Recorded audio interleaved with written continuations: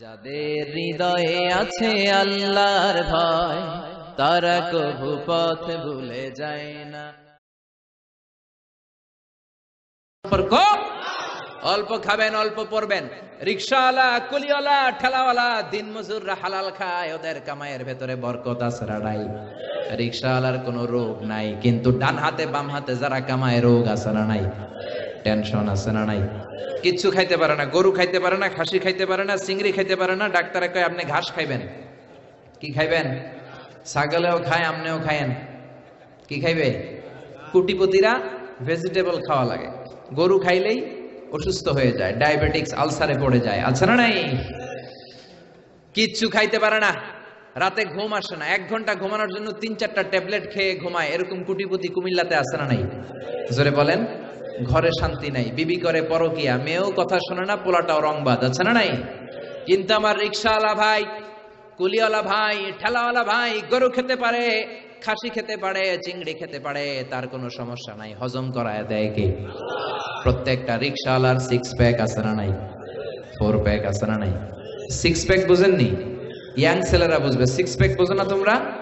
জিমনেশিয়ামে যায়া ব্যায়াম করে 6 প্যাক বানায়, 5000 করে টাকা দেয়া লাগে জিমনেশিয়ামে। তারপরে এইটা খায় না, ওইটা খায় না, কিন্তু আমার রিকশাওয়ালা ন্যাচারালি 6 প্যাক। চিল্লা এখন ঠিক কি না? যেটা খায় ওইটাই হজম। রাতে ঘুমের সমস্যা নাই, টেনশন নাই। রিকশাওয়ালার যেখানে রাইত ওইখানেই। রিকশানার বিছালায় মাথা লাগতে দেরি, ওর নাক ডাকতে, ওর নাকের ডাকের আওয়াজে ট্রাকের ইঞ্জিনও ফেল। সুবহানাল্লাহ কইবেন না? রিকশাওয়ালা নিজেও নামাজে যায়, ছোট্ট ছেলেটাও নামাজে যায়। রিকশাওয়ালা ঘরে এসে দেখে বিবিটাও কোরআন তেলাওয়াত করে, ছোট্ট মেয়েটাও হেজাব করে, পর্দা করে, চেয়েও তেলাওয়াত করে। এরকম আছে না নাই? এজন্য অল্প খাবেন, অল্প পড়বেন, অল্প জমাবেন। অল্পের ভেতরে তুষ্টি দিয়েছে কে? রহমত দিয়েছে কে? বরকত দিয়েছে কে? বিশ্বাস হয় মুসলমান? টাকা অনেক যদি হয়, অনেক পয়সা যদি হয়, তাহলে আপনি গাড়ি কিনতে পারবেন, বাড়ি কিনতে পারবেন, জমি কিনতে পারবেন, কিন্তু সুখ কিনা যায় না। টাকা দিয়ে সুখ পাওয়া যায়? টাকা বেশি হলে খাট কিনা যায়, বালিশ কিনা যায়, তোষক কিনা যায়, কিন্তু ঘুম কিনা যায় না। ঘুম কিনা যায়? আপনি কুমিল্লা টাওয়ারে সবচেয়ে বড় যে ডাক্তার, ওই ডাক্তারের কাছে যেয়ে বলেন, ডাক্তার সাহেব আমার 5000 টাকার ঘুম দেন। কি দেন? ডাক্তার কে দূর মিয়া, আমারই ঘুমে ধরে না, তোমারই কি ঘুম দিব? তার মানে আল হালাল ফিহি বারাকা গায়রাল হারাম। হালালের ভেতরে বরকত আছে, হারামে বরকত নাই। হালালের ভেতরে বরকত ঢুকিয়ে দিয়েছে কে?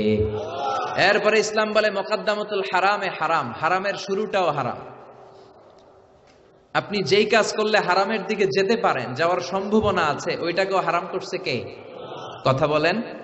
কোন সুন্দরী নারীর দিকে তাকানো মূলত হারাম নয়, কিন্তু তাকালে যেহেতু আপনার খারাপ দিকে যাওয়ার সম্ভাবনা আছে, জিনা হওয়ার সম্ভাবনা আছে, এই জন্য ওইটার হারাম করছে কে? আন-নাদার সাহামুন মাসমুমিন সিহামি ইবলিস। বিশ্বনবী বলেন নজরটা বড় খারাপ জিনিস, এই নজরটারে সামলাও, নজরটার লাগাম তুমি টেনে ধরো। এই নজর হলো শয়তানের বিষ মাখানো তীরবানের একটা ভয়ঙ্কর তীর। এই নজর দিয়া শয়তান যুবক যুবতীদেরকে কাবু করে ফেলে। ঠিক কিনা? এজন্য আল্লাহ বলেন কুল্লিল মুমিনিনা ইয়াগুদ্দু মিন আবসারিহিম ওয়া ইয়াহফাযু ফুরুজাহুম।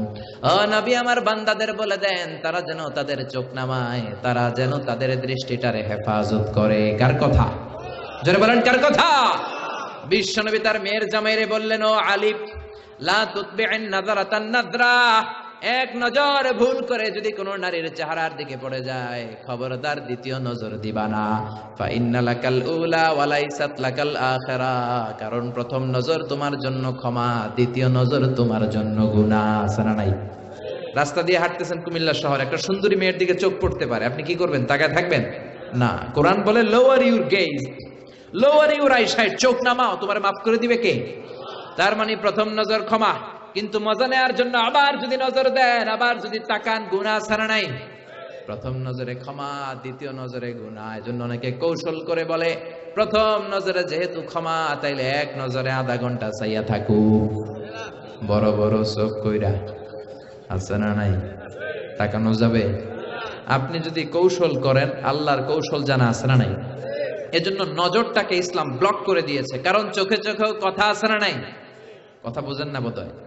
চোখে চোখেও কথা বলা যায়, মনে মনেও ভালোবাসা হয়। আমরা যখন ছোট্ট, আমরা খবর দেখার সময় কেয়ালিফ জেল একটা অ্যাড দেখতাম, চোখে চোখে ভালোবাসা কেয়ালিফ জেল, মনে মনে ভালোবাসা কেয়ালিফ জেল, এইগুলো দেখতাম। তো টিভিতে দেখাতো যে চোখে চোখে কথা হয়, মনে মনে ভালোবাসা হয়। তার মানে একটা মেয়ে একটা ছেলে শুরুতেই হারাম সম্পর্কে, জিনাতে, ব্যভিচারে জড়ায় না। প্রথমে নজর, প্রথমে কি কথা বলো মুসলমান, প্রথমে কি? এজন্য ইসলাম বলে খবরদার, যেহেতু নজর তোমার জিনার দিকে নেবে, নজরটাও হারাম। প্রথমে একটা ছেলে একটা মেয়ের দিকে নজর দেয়, মেয়েটাও ছেলেটার দিকে নজর দেয়, তারপর মেয়েটা একটু মুচকি হাসি হাসে, ছেলেটাও হাসে, তারপরে ফ্রি মিক্সিং, তারপরে মোবাইল নাম্বার আদান প্রদান, তারপরে ফেসবুকে চ্যাটিং, তারপরে মেসেঞ্জারে কল, আছে না নাই? এরপরে লাভ লেটার বিতরণ, এরপরে আসে 14ই ফেব্রুয়ারি। কি আসে? কি আসে? বিশ্ব গজবের দিবস, ঠিক কিনা? চিল্লায় বলো মুসলমান, ঠিক কিনা? 14ই ফেব্রুয়ারি এটা মুসলমানদের পালনের কোনো বিষয় নয়। বাবা যারা এসেছেন খবরদার, মেয়েদেরকে ওই দিন বেরোতে দিবেন না। বড় ভাই যারা এসেছে কুমিল্লা শহরের, বোনদের আবদার শোনা যাবে না। বাসন্তী কালারের শাড়ি পরে বোনদেরকে 14ই ফেব্রুয়ারিতে বের হতে দেয়া যাবে না। আমার মাইকের আওয়াজ যে সমস্ত মায়েদের বোনদের কানে যায়, মায়েরা বোনেরা, 14ই ফেব্রুয়ারি তোমাদের অনুষ্ঠান নয়, এটা বিজাতি ইহুদি নাসারাদের কালচার আর প্রোগ্রাম। চিল্লা এখন ঠিক কিনা? ইসলামের আইন মেনে, কথা না শুনে 14ই ফেব্রুয়ারিতে যদি বের হও, যদি নাচানাচি করো, উল্টাপাল্টা করো, উল্টাপাল্টা যদি খাও, হজম হবে না, বদ হজম হবে, কিছুদিন পরে বমি বমি ভাব হবে। কি হবে? বমি হবে। বোঝেন কথা? কথা বোঝা যায়? চট্টগ্রামে আমরা গেলে কই হতা বোঝা যান না বোঝা নজার, একখানা জোরে হনা বাজি সুবহানাল্লাহ, চিল্লায় পড়েন না সুবহানাল্লাহ। এজন্য ইসলাম বলে খবরদার, নজর দিলে, যেহেতু নজর থেকে আস্তে আস্তে হাঁটি হাঁটি পা পা করে তুমি জিনার দিকে যাবা, নজরটারেও হারাম করে দিল কে? আবার ইসলাম বলে আল হিলাতু বিল হারামি হারাম, কৌশল করে হারাম খাওয়াটাও হারাম। কথা বুঝতে কষ্ট হচ্ছে? আপনি যদি হারাম খাওয়ার জন্য কৌশল করেন, ওইটারও হারাম করছে কে? বাংলাদেশে ঘুষের একটা সুন্দর নাম বাড়িয়েছে বর্তমানে, নাম হচ্ছে বকশিস। কথা কন, ঘুষের নতুন নাম কি? ঘুষরে বকশিস কইলি জায়েজ হয়ে যাবে? সচিবালয়ে চাকরি করে এক লোক আমার কাছে মাসালা জানতে আসছে, হুজুর আপনার বড় মানি আমি, তো কি করব? কয় হুজুর মাসালা। কি মাসালা? কয় হুজুর আমি ঘুষ খাই না। তো আপনি কি খান? কয় আমি বকশিস খাই। কি খাই? কই চাকরি করেন? কয় সচিবালয়ে। আমি কই সর্বনাশ, সচিবালয়ে বকশিস আসে কেমনে? কয় হুজুর আমি চাইয়া লই না, আমারে খুশি হইয়া বকশিস দেয় 5,000 10,000। আমি বললাম সচিবালয়ের সামনে তো আমি ল্যাংরা লুলা করে পরে থাকতে দেখি, ভিক্ষা করতে দেখি, ওরা ভিক্ষা করে, একটা টাকা দিয়া যান, আমি গরিব ইনসান, আখিরাতে সওয়াব পাইবেন পাহাড় সমান, একটা টাকা দিয়া যান, আমি গরিব ইনসান। আছে না নাই? দেখেন নাই মনে হয়? এ হাত নাই পা নাই, ছোট্ট একটা মানুষ গড়াগড়ি খায় আর কয় একটা টাকা দিয়ে যান। তো আমি বললাম আপনার সচিবালয়ের সামনে এরকম ল্যাংরা লুলা পড়ে পড়ে কান্দে, ওগরে মানুষ 5,000 টাকা বকশিস দেয় না কেন? ওদের হাতে 10,000 দেয় না কেন? তোরে দেয় কেন? তার মানে তুমি ওই লোকটার সুবিধা দাও, তুমি অন্য মানুষের ফাইল আটকে রেখে ওই লোকটার ফাইল আগে বড় সাহেবের হাতে দাও, ঠিক কিনা? কোন প্রজাতন্ত্রের কর্মচারী বকশিস খেতে পারে না, বকশিস বললে ওইটা জায়েজ হবে না, এটা ঘুষ। চিল্লা এখন ঠিক কিনা? বিশ্বনবী এক সাহাবীরে যাকাতের টাকা উত্তোলনের জন্য ইমামের জায়গায় হাজার হাজার মানুষ উযু করে জোহরের নামাজের জন্য যখন ঢুকছে, সবাই দেখে তো অবাক, মসজিদে নববীর বারান্দার পিলারে প্রেসিডেন্টের ছেলে রশি দিয়ে বাঁধা। সুবহানাল্লাহ কবেন না? সবার মাথায় চিন্তা, ঘটনা কি? ওমর, মদিনার প্রেসিডেন্ট, ওমরের ছেলের রশি দিয়ে কে বেঁধে রাখলো? সবাই সুন্নত পড়ার জন্য ভিতরে ঢুকলো। সুন্নত পড়ার পরে সাইয়েদনা বেলাল ইকামত দিলেন, আল্লাহু আকবার, আল্লাহু আকবার, আশহাদু আল্লা ইলাহা ইল্লাল্লাহ, আশহাদু আন্না মুহাম্মাদার রাসূলুল্লাহ, হাইয়া আলাস সালাতি হাইয়া আলাল ফালাহ, قد قامت الصلاة قد قامت الصلاة আল্লাহু আকবার, আল্লাহু আকবার, লা ইলাহা ইল্লাল্লাহ। পড়েন আল্লাহু আকবার। আজ মদিনায় এক বাক্যে একামত হয়। আমরা হানাফি মাযহাবের অনুসারে আমরা দুই বাক্যে একামত পড়ি। মদিনাতে, মক্কায় আজও এই সিস্টেমে একামত হয়। জোহরের একামত হয়ে গেল, সাইয়েদনা ওমর ফারুক নামাজের নিয়ত বেঁধে তাকবীর দিলেন, আল্লাহু আকবার। নামাজ পড়ালেন, সালাম ফিরালেন, ঘোষণা দিলেন, মাকানাকুম বাদা সুন্নাহ, সবাই সুন্নতের পর মসজিদে নববীতে থাকবা। ইনদানা হাদ, আমাদের হাদ আছে। হাদ বা হুদুদ হচ্ছে কোরআনের দেয়া নিয়ম অনুযায়ী বিচার করা, বিচার আছে। সুন্নত নামাজ পড়ার পরে সব লোকগুলো বের হলো। সাইয়েদনা ওমর ফারুকও মসজিদে নববী থেকে বের হলেন। হাজার হাজার মানুষের মধ্যে গুনগুনানি শুরু হয়ে গেল। ঘটনা কি? ওমরের ছেলে পিলারের মধ্যে রশি দিয়ে বাঁধা। কেন? ওমরে ফারুক বললেন, গুনগুনানি বন্ধ করেন। আমার ছেলে শারিবা খামরান, নাবিজকে পচায় মদ বানায় মদ খাইছে। মদের বিধান ইসলাম দিয়েছে, কেউ যদি মদ পানে ধরা পড়ে তাহলে তার পিঠের মধ্যে 80 বেত দাও। কয় বেত? চিৎকার করে সবাই বলেন, কয় বেত? আবার গুনগুন শুরু হয়ে গেল। লোকেরা বলল, হায় হায়, প্রেসিডেন্টের ছেলে মদ পানে ধরা পড়েছে। কেউ বলতে শুরু করলো, আরে প্রেসিডেন্টের ছেলে মাইর দিবে না, লামসাম দিয়ে বিদায় করে দিবে। কেউ কেউ বলল, না, এটা ওমর, 80টা না মারলেও 40টা বাড়ি ঠিকই দিবে। ওমরে ফারুক জল্লাদরে বললেন, জল্লাদ যাও, বাইতুল মালের পাশে চাবুক রাখা আছে, সবচেয়ে বড় সাইজের চাবুকটা নিয়ে আসবা। জল্লাদ চাবুক নিয়ে আসলো। উনি চেয়ারের মধ্যে বসলেন, বললেন, হাতি কুর্সি একটা চেয়ার দাও। ওমরে ফারুক চেয়ারের মধ্যে বসলেন। হাজার হাজার মানুষ, পিনপতন নীরবতা, থারথার করে সবাই কাঁপছে। হায় হায়, না জানি আজকে কি হয়। ওমরে ফারুক জল্লাদরে বললেন, ইবদা বিসমিল্লাহ, 80 জলদা, 80টা বেত মারার পর থামবি, এর আগে থামবি না। কয়টা? সবাই কোন? জল্লাদ মারতে শুরু করলো। ওয়াহিদ, ইসনাইন, তালাতা, 3টা বাড়ি মারার পরে ওমরে ফারুক থাপ্পড় মেরে জল্লাদরে 3 হাত দূরে ফেলে দিলেন। ওমরে ফারুক বললেন, চাবুকের বাড়ি আস্তে মারলি কেন? আসলে আস্তে মারে নাই, জল্লাদের গায়ে যত জোর ছিল সবগুলো জোর দিয়ে মেরেছে, কিন্তু জল্লাদের মাইটটা ওমরে ফারুকের পছন্দ হয় না। ওমরে ফারুক বললেন, আস্তে মারলি কেন? প্রেসিডেন্টের পোলা দেখা? তুই কি চাবুক মারস না চাকরি বাঁচাস? ধমক দিতে শুরু করলেন, চাবুক মারিস নাকি চাকরি বাঁচাস? আমার হাতে চাবুক দে। ইনদাকা সালাসা, ইনদি ওয়াহিদ। তোর হিসাবে চাবুক মারা হয়েছে 3টা, আমি ওমরের হিসাবে চাবুক মারা হয়েছে 1টা। তোর হিসাবে 3টা, আমার হিসাবে হয়েছে 1টা মাইর। আমি 2 নাম্বার থেকে নিজ হাতে মারবো। নিজের ছেলের 2 নাম্বার মারা শুরু করলেন। ইসনাইন, সালাসা, আরবাআ, খামসা। ও মিয়া, মদিনার জমিনে ওমরে ফারুকের চেয়ে শক্তিশালী পালোয়ান কোন লোক আর আছে নাকি? ওই ওমরের চাবুকের বাড়ি হজম করা এত সোজা না। একটা একটা করে চাবুক মারে। ওমরের ছেলেটা চিৎকার দিয়ে ডেকে বলে, আব্বা, ও আব্বা, আর জীবনে মদ খাবো না, নাবিজ খাবো না, আমারে আপনি মাফ করে দেন। ওমরে ফারুকের অন্তরে কোনো দয়া জাগে না, কোনো মায়া জাগে না। একের পর এক নিজের কলিজার টুকরা সন্তান আবু শাহমারে চাবুক মারতে শুরু করলেন। একটা একটা চাবুক আবু শাহমার গায়ে লাগে, চামড়াটা ফেটে রক্তগুলো ছোপ ছোপ করে মসজিদে নববীর বারান্দার দেয়ালের মধ্যে লাগে। আশেপাশের লোকেরা থার থার করে কাঁপে।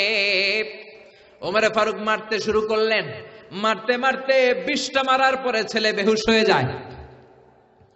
ওমরে ফারুক বললেন, কুয়া থেকে পানি আন, ঠান্ডা পানি মাথায় ঢাল।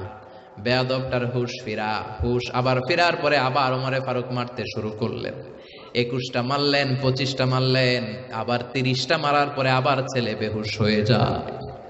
আবু শাহ আমার আম্মা ওমরে ফারুকের বিবি আর সহ্য করতে পারে না, চিৎকার দিয়ে সাইয়েদনা ওমরে ফারুকের পা দুটি জড়িয়ে ধরে ডেকে বলে, ওমর, ওমর, মদিনার খলিফা।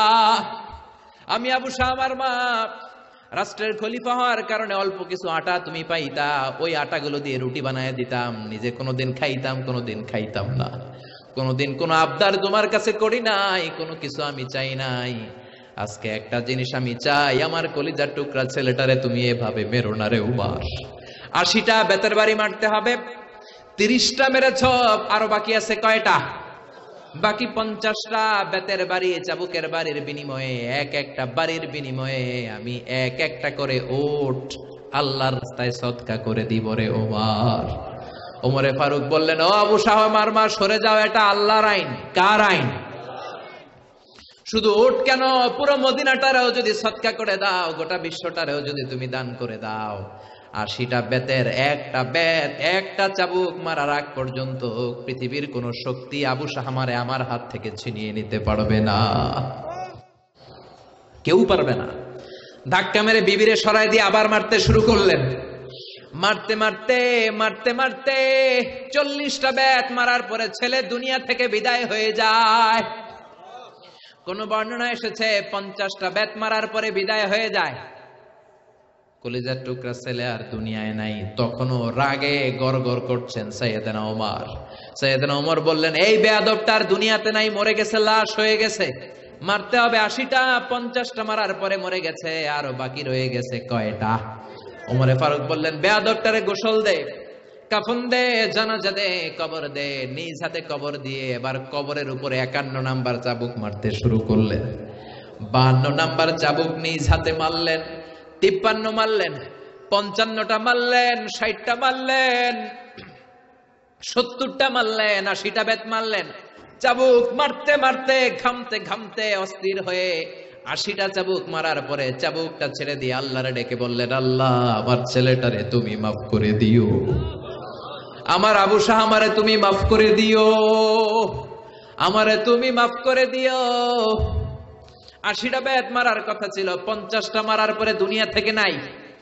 কবর দেওয়ার পরে বাকি 30টা মেরে 80টা চাবুকের বেত পূর্ণ করলাম। কোনো পার্সিয়ালিটি করি নাই, নিজের ছেলে হওয়ার কারণে আলাদা কোনো নিয়ম বানাই নাই। কিয়ামতের দিন সেই তোমার বিচারের ট্রাইব্যুনালে, তোমার সুপ্রিম কোর্টের কাঠগড়ায় জালিম বাদশাদের কাতারে তুমি আমারে দাঁড় করাতে পারবা না। আল্লাহু আকবার। জালিমদের কাতারে তুমি আমি ওমরে দাঁড় করাতে পারবা না। নিজের ছেলেরাও ছাড়তেই নাই, সমান বিচার করেছি। ওই সমান বিচার বাংলাদেশে আছে নাকি? জোরে বলেন, ওই সমান বিচারের দরকার আছে না নাই? এক ওয়াক্ত নামাজ না পড়লে 5 বেত, সবার জন্য এই নিয়মের দরকার আছে না নাই? সৌদি আরবে এই নিয়ম সবার জন্য।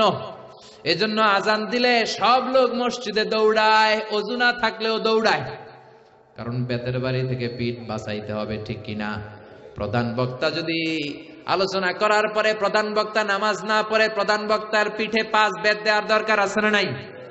চেয়ারম্যান যদি নামাজ না পড়ে, চেয়ারম্যানের পিঠে দেওয়ার দরকার আছে না নাই?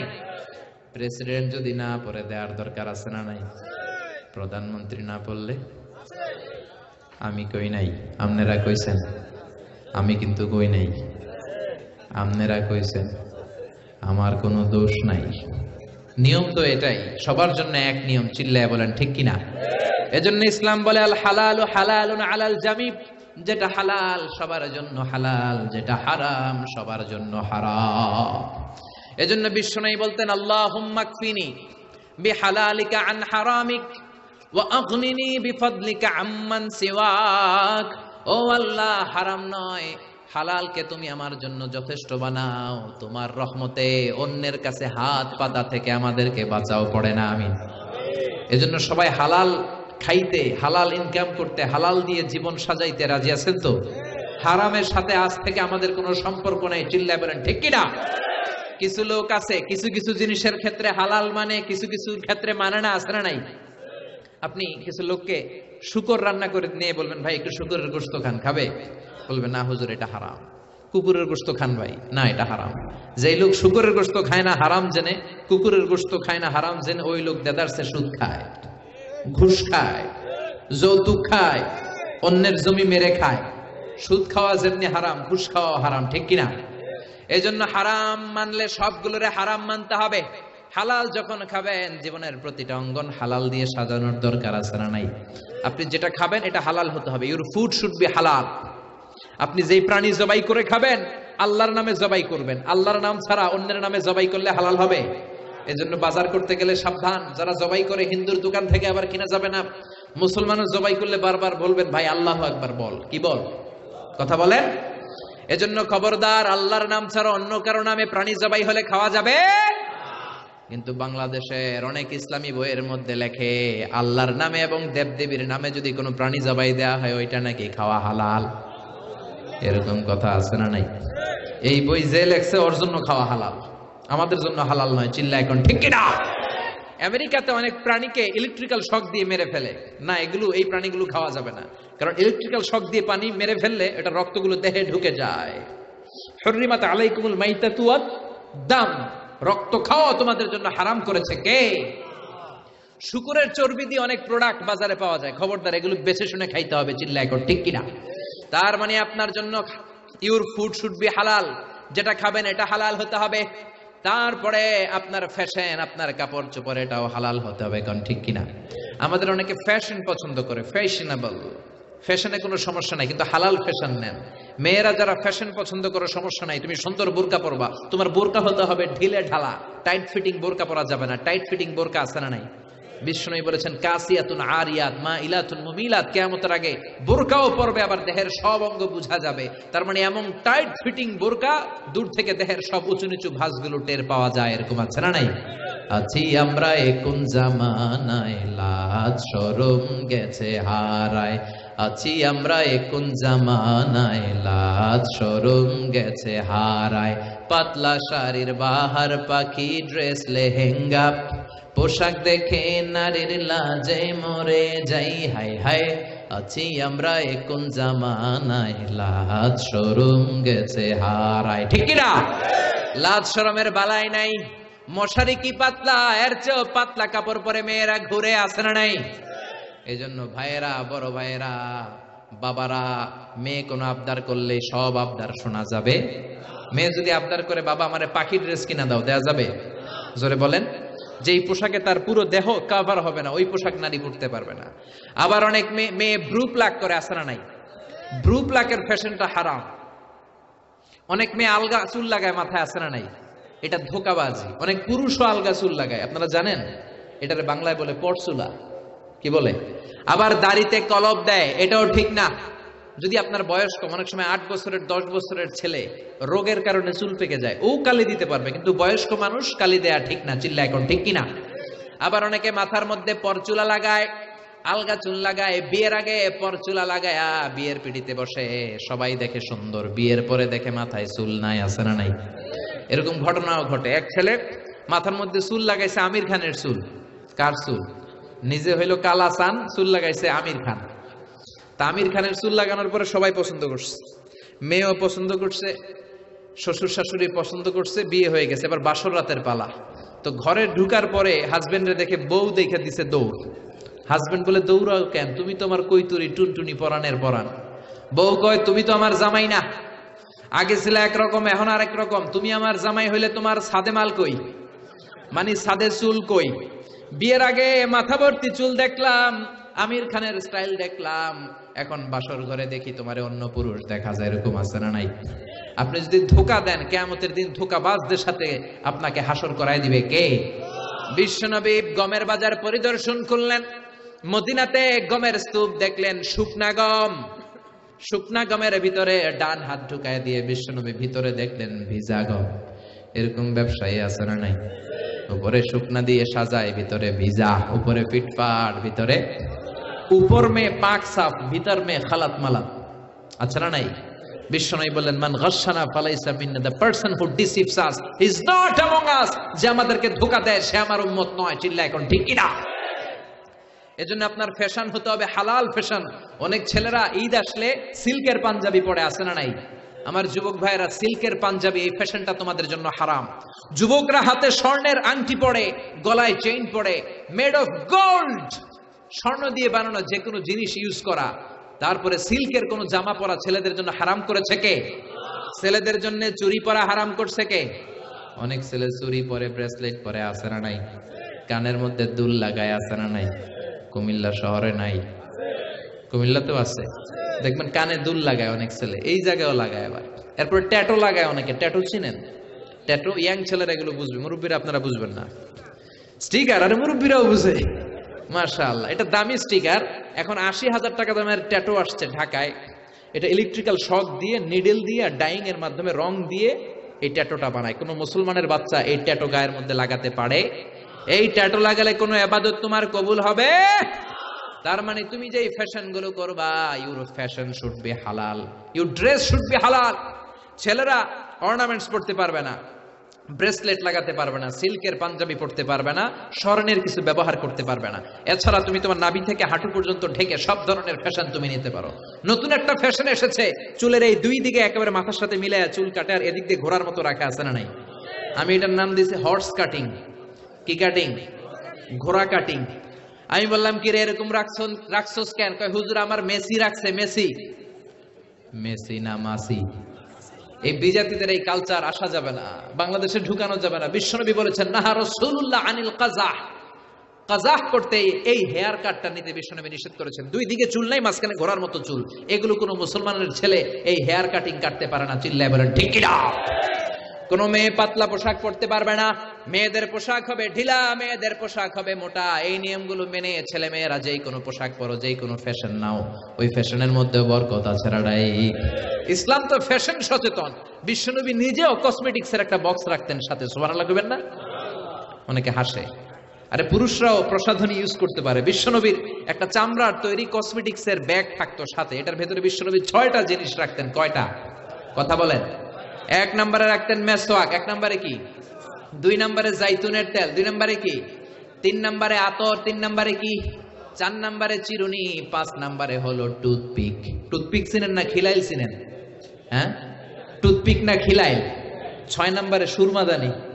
এই 6টা জিনিস বিশ্বনবী সাল্লাল্লাহু আলাইহি ওয়াসাল্লাম সুনি আমিল জিলদ চামড়ার একটা প্যাকেটের ভিতরে যে কোনো সফরে গেলে এইটার ভিতরে 6টা জিনিস বিশ্বনবী নিয়ে নিয়ে সফরে ঘুরতেন। চিল্লায় পড়েন আল্লাহু আকবার।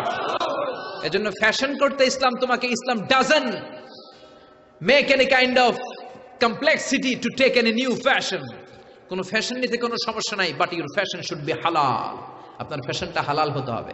এরপরে আপনি যেই পেশা নিবেন, ইনকাম নিবেন, এটা হালাল হতে হবে। মদের ব্যবসা হারাম, জুয়া খেলা হারাম, লটারির টাকা খাওয়া হারাম, ইয়াবা খাওয়া হারাম, মাদকের ব্যবসা হারাম, দেহ ব্যবসাও হারাম। কিন্তু অনেক মন্ত্রীদের হোটেলের ভেতরে পতিতালয় আছে না নাই? নিষিদ্ধ পল্লী বাংলাদেশে আছে না নাই? আজকে বাংলাদেশের প্রধানমন্ত্রী যদি ঘোষণা দেয় বাংলার জমিনে কোনো মদের আড্ডাখানার নিষিদ্ধ পল্লী থাকতে পারবে না, মুহূর্তের মধ্যে দেশ থেকে এগুলো উদয় হয়ে যাবে। ঠিক কিনা? আমরা সারা বছর ওয়াজ করে যেটা করতে পারবো না, মাননীয় প্রধানমন্ত্রীর একটা ঘোষণাতে মাদক নির্মূল হয়ে যেতে পারে। চিল্লায় বলেন ঠিক কিনা? এরপরে আপনার your relationship should be halal. আপনার সম্পর্কগুলোও হালাল হতে হবে। এখন নতুন নতুন টার্মিনোলজি বের হয়েছে, আগে নি শুনতামই না। এখন বলে হুজুর আমার জিএফ, আমার বিএফ। কি রে জিএফ কি? কয় হুজুর জিএফ মানে গার্লফ্রেন্ড, বিএফ মানে বয়ফ্রেন্ড। আছে না নাই? আবার কয় আমার এক্স গার্লফ্রেন্ড। হুজুর আমার ব্রেকআপ হয়েছে। আবার কয় হুজুর ক্রাশ খাইছে। ক্রাশ আছে না নাই? ওই যে পোলাপান হাসে, মুরব্বীরা বুঝে নাই। আহা, এগুলো করা যাবে? এই জন্য আপনার যে সম্পর্কটা, প্রেম করতে মনে চায়, বিয়ে করার পরে বউর সাথে প্রেম করবা, সব আছে না নাই? আপনি আপনার হাতটা বিবির হাতের সাথে মিলালে 2 হাতের সগীরা গুনাহ মাফ করে দেয় কে? আপনার বিবির চেহারার দিকে তাকালে চোখের সগীরা গুনাহ মাফ করে দেয় কে? তুমি সুন্দর তাই চেয়ে থাকি, সে কি মোর অপরাধ? বিবির দিকে, স্ত্রীর দিকে তাকাইয়া সুন্দরী বলে অপরাধ নাই, কিন্তু শালীরে সুন্দর বললে অপরাধ আছে না নাই? ভাবিরে সুন্দর বললে অপরাধ আছে না নাই? চাচাতো বোন, কাজিনদের দিকে তাকাইয়া সুন্দর বললে অপরাধ আছে না নাই? এজন্য ইউর রিলেশনশিপ শুড বি হালাল। ছেলে মেয়েদেরকে আগে বিয়ে করায় দেন। মালয়েশিয়াতে আমরা একটা ক্যাম্পেইন করি, টাইমলি ম্যারেজ ক্যাম্পেইন। আমি দেখেছি অনেকে এটার সাথে জড়িত। এই টাইমলি ম্যারেজকে আমি সাপোর্ট করি। সময় মতো ছেলে মেয়েদেরকে বিয়ে করায় দিবেন। আপনি ছেলে মেয়েদেরকে সময় মতো বিয়ে না করানোর কারণে এই মেয়ের দ্বারা, ছেলের দ্বারা যত গুনাহ হবে তার পার্সেন্টেজ গুনাহ আপনার আমলনামাতে আছে না নাই? এজন্য ইসলাম বলে ইউর রিলেশনশিপ শুড বি হালাল। তোমার সম্পর্কটা হতে হবে হালাল সম্পর্ক। বিবাহ বহির্ভূত ইল্লিগাল ম্যারেজ সিস্টেমে কোনো সম্পর্ক ইসলামে জায়েজ নাই, হারাম। চিল্লা এখন ঠিক কিনা? এরপর ইসলাম বলে ইউর এন্টারটেইনমেন্ট শুড বি হালাল। আপনি যে বিনোদন নেবেন, ইসলাম বিনোদনেও বাধা দেয় না, তবে আপনার বিনোদনটা সুস্থ বিনোদন হতে হবে, আপনার বিনোদনটা হালাল বিনোদন হতে হবে। এখন টেলিভিশনের মধ্যে মেয়েদের রেসলিং খেলা আছে না নাই? কোন মুসলমান মেয়েদের রেসলিং খেলা দেখতে পারে নাকি? আবার ক্রিকেট খেলার মাঝখানে ছক্কা মারলে চিয়ার গার্লসরা দুম্মা চলে দুম বলে নাচানাচি শুরু করে, আসে না নাই? যেই খেলার মাঝখানে ছক্কা মারলে উলঙ্গ মেয়েরা নাচে, ওই খেলাও মুসলমানরা দেখতে পারে না। চিল্লা এখন ঠিক কিনা? এজন্য আমাদের কালচার হবে ইউনিক। হারাম কোন ধরনের বিনোদন মুসলমান গ্রহণ করতে পারে না, মুসলমান গ্রহণ করবে হালাল বিনোদন। তার মানে আপনার প্রিয়জনের কাছেও এই আমল শেয়ার করুন। বন্ধুরা, আশা করি আমাদের আজকের এই ভিডিও আপনাদের পছন্দ হয়েছে। এই ধরনের ভিডিও নিয়মিত পাওয়ার জন্য আমাদের চ্যানেলটি সাবস্ক্রাইব করে রাখুন আর তার পাশে থাকা বেল আইকন ক্লিক করে রাখুন। আপনার মূল্যবান মতামত কমেন্টে লিখে জানানোর অনুরোধ রইল। ভালো থাকবেন, নিরাপদে থাকবেন। আবারও আপনাদের মাঝে দোয়া ও ইসলামিক বিভিন্ন ধরনের ভিডিও নিয়ে হাজির হব আমার চ্যানেল থেকে। সে পর্যন্ত আপনাদের ভালো থাকা, সুস্থ থাকা কামনা করে আজকের মতো এখানে বিদায় নিলাম। আল্লাহ হাফেজ ভিউয়ার্স।